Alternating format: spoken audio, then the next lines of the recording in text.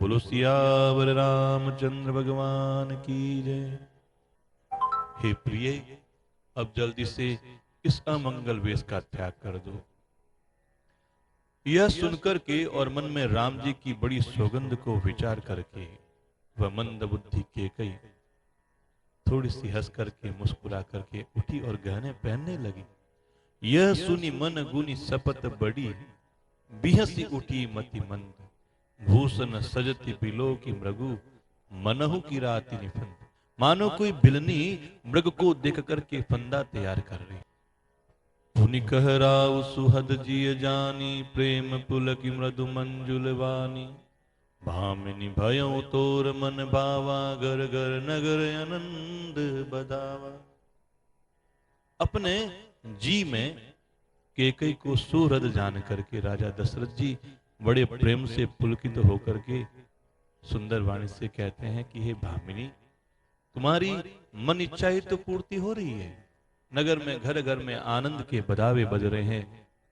मैं कल राम को युवराज का पद दे रहा हूं, इसलिए हे सुनैनी तू मंगल साज को सजा। ऐसा सुनते ही दल की उठे सुनी हृदय कठोरु, जन चुई गयो पाक बर तोरू। जैसे ही राम को युवराज पद देने का सुना, उसका कठोर हृदय दलक उठा, फटने लगा।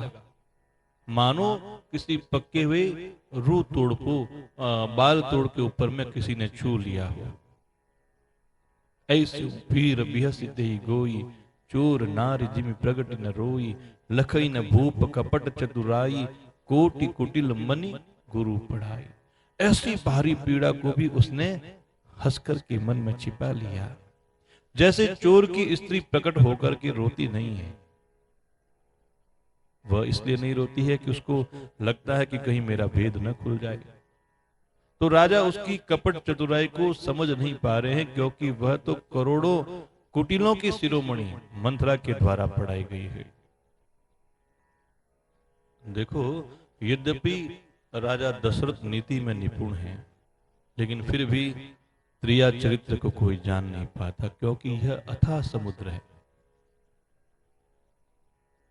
वह रानी केकई अपना प्रेम दिखाती हुई बोलती है और अंदर में उसके क्रोध भरा हुआ है। वह अपने नेत्र और मुंह को मोड़ करके हंसती हुई बोली। क्या बोली? मांगू मांगू पे कहूं पिय, और कबहु न देहु न लेहूं। देन कहूं वरदान दुई, तेऊ पावत संदेव। हे प्रियतम, आप मुझे बार बार मांग लो सा कहते हो, पर न तो देते हो न कभी कुछ लेते हो। आपने 2 वरदान देने को कहा था, फिर भी उनको मिलने में मुझे अभी तक संदेह है। तो राजा ने हंस करके कहा कि जानो मरमु राव हसी कहही, तुम ही को हाव परम प्रिय अहि। थाती राख न मांग्यू काऊ, बिसरी गयो मोहि भोर सुभाव। कि मैं तो तुम्हारा मरम समझ गया था। मान करना तुम्हें परम प्रिय है, तुम इस प्रकार से मान कर सकती हो। अच्छा, तुमने उन वरों को कभी मांगा ही नहीं। और देखो, मेरा तो भूलने का स्वभाव है, तो मैं तो भूल गया। मुझे झूठ मूठ का दोष मत दो। चाहे तो तुम मुझसे 2 के बदले 4 वरदान मांग लो। और सुनो, हमारे रघुकुल में तो सदा यह रीति चली आई है कि प्राण बले, लेकिन हमारा दिया हुआ वचन नहीं जाना चाहिए। नहीं असत्य सम पातक पुंजा, गिरि सम हो यकि कोटिक गुंजा। सत्य मूल सब सुकृत सुहाए, वेद पुराण विदित मनु गाए। असत्य के समान पापों का कोई समूह नहीं है। क्या करोड़ों गुगचियां मिलकर के भी कहीं पहाड़ के समान हो सकती हैं? सत्य ही तो कहा है कि समस्त उत्तम सुकृतों अर्थात पुण्यों की जड़ है। यह बात वेद पुराणों में प्रसिद्ध है और मनुजीव ने भी यही बात कही है। इसलिए तेहि पर राम शपथ करी आई, सुकृत स्नेह अवधि रघुराई।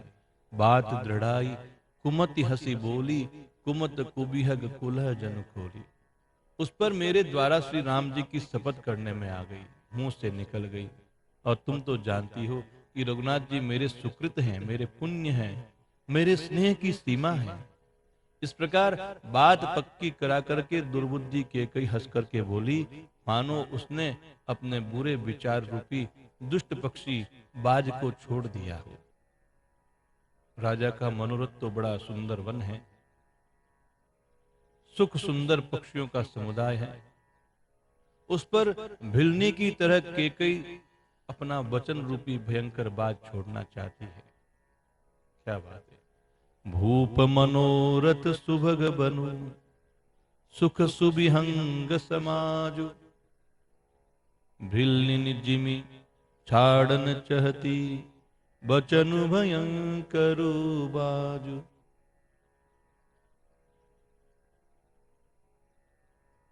राजा का मन जो मनोरथ है वह सुंदर वन है, और उस मन में जो सुख है वह सुंदर पक्षियों का समुदाय है। उस पर